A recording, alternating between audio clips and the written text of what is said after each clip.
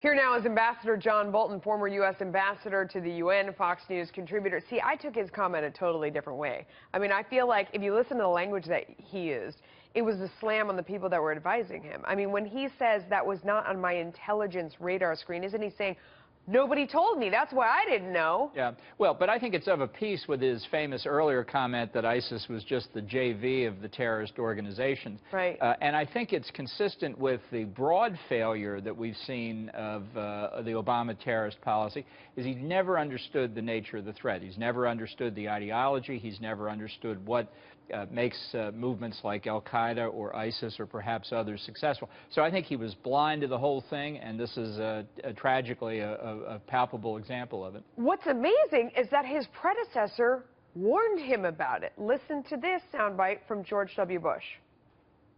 Begin withdrawing before our commanders tell us we are ready would be dangerous. It would mean we allow the terrorists to establish a safe haven in Iraq to replace the one they lost in Afghanistan. It would mean increasing the probability that American troops would have to return at some later date to confront an enemy that is even more dangerous.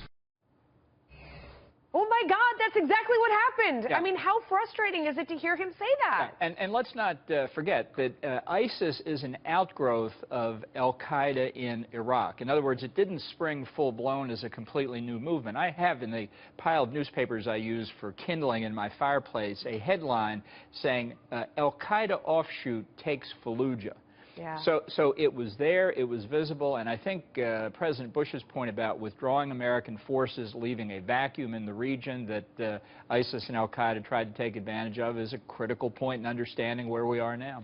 What do you think of the way President-elect Donald Trump is shaping up right now to take hold of the situation? I mean, number one, appointing so many generals to take so many different posts. What does that tell you? I think he had made it clear during the campaign that the rapid destruction of ISIS was one of his priorities, and appropriately, as part of the transition process, senior Pentagon generals have already said they're reviewing the war plans. I think there's significant room for improvement. I think it's a question not merely of defeating, eradicating ISIS as a force, but doing it in a way that minimizes any advantage to Iran. The way we're doing it now is benefiting Iran by strengthening the Baghdad government, strengthening the Assad regime, helping Hezbollah.